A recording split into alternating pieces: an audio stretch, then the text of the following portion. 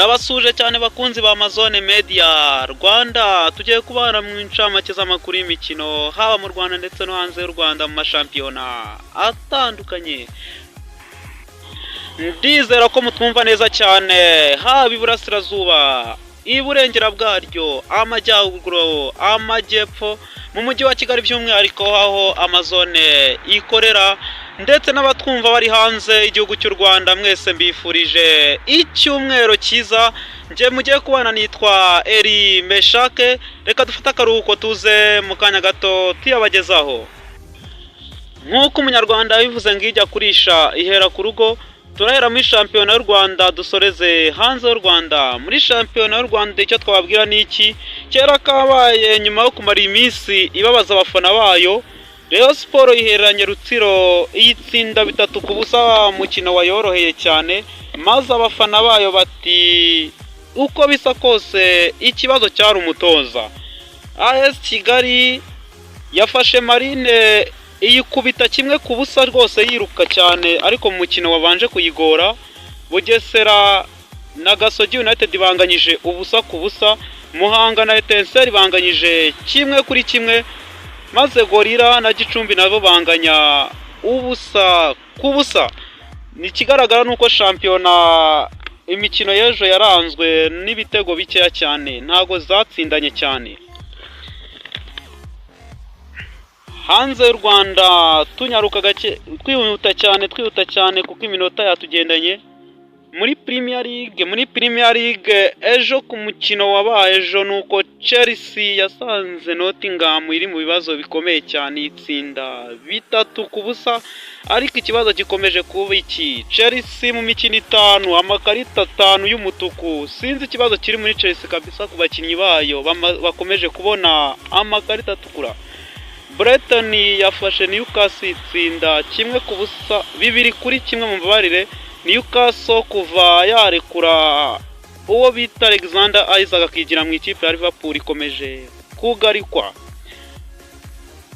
ari nako Burnley ihera na Leeds ikubita 2-1 zose zirazamutse, zose nibwo zivuye mu cyiciro cya kabiri, yayikubise 2-0 mu mbabarire. Crystal Palace yanganyije na Bournemouth 3-3, match yari iryoshye cyane kabisa.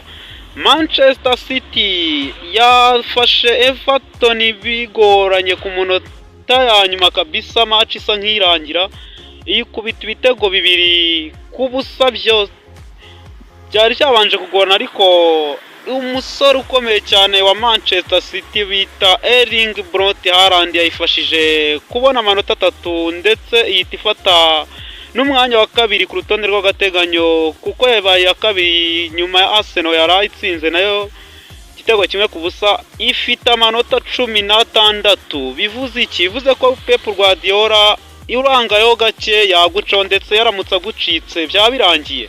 Sunderland yafashe Wolves iri mu bibazo bikomeye cyane, ndetse iri ku mwanya wa nyuma. Sunderland izamuka kabisa, urebe kuntu shampiyona y'Ubwongereza ikomeye.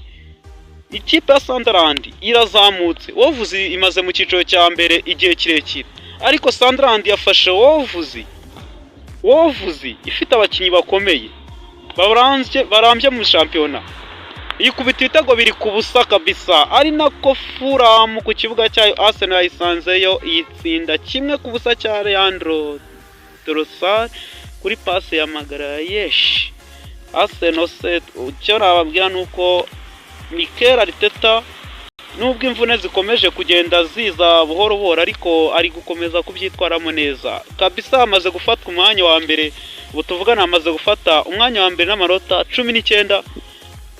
Manchester City n'amanota 16, mu gihe Liverpool itarakina umukino wayo ifite amanota 15, yanganya na Tottenham nayo itarakina umukino wayo. Muri shampiyona Espagne La Liga Barcelona nyuma yo gutsindwa na Sevilla ibitego 4-1 muri weekend ishize, nayo mu ijoro ryakeye yafashe ikipe ya Girona itera 2-1, igitego cyatsinzwe ku minota 13 hakiri kare cyane cya Pedri kuri passe ya Lamine Yamal.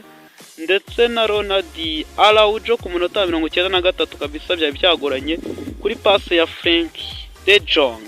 Sevilla abyo nababwiye ko ya weekend ishize yari yatsinze ibitego 4-1 Barcelona, nayo Mallorca isanze wayikubita 3-1 kabisa. Umupira iba ari ibibazo bikomeye cyane, ejo uratsinda umunsi ugatsindwa, gutyo niko bigenda kabisa. Villarreal yanganyanga na Real Betis ibitego 2-2. Atletico Madrid itsinda Osasuna 1-0.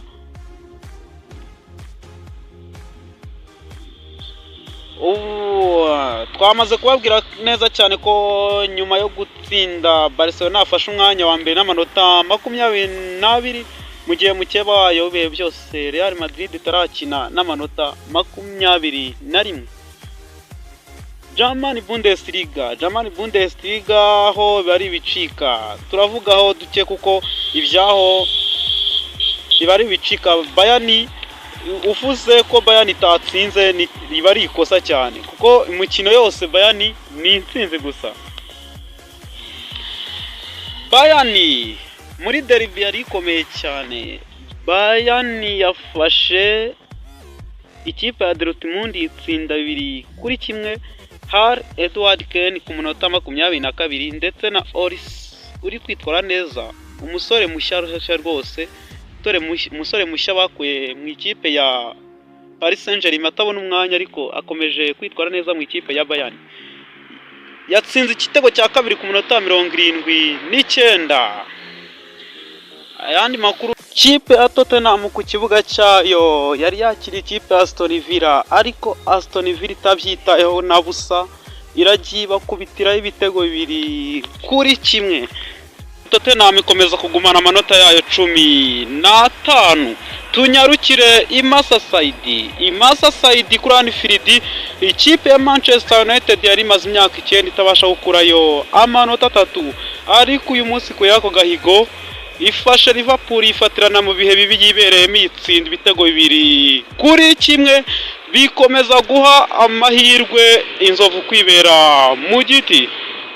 Bravo kabisa kuri Manchester United, yamaze kugeza amanota yayo 18, ari nako Arsenal ikomeza kuguma ku mwanya wa mbere n'amanota 19.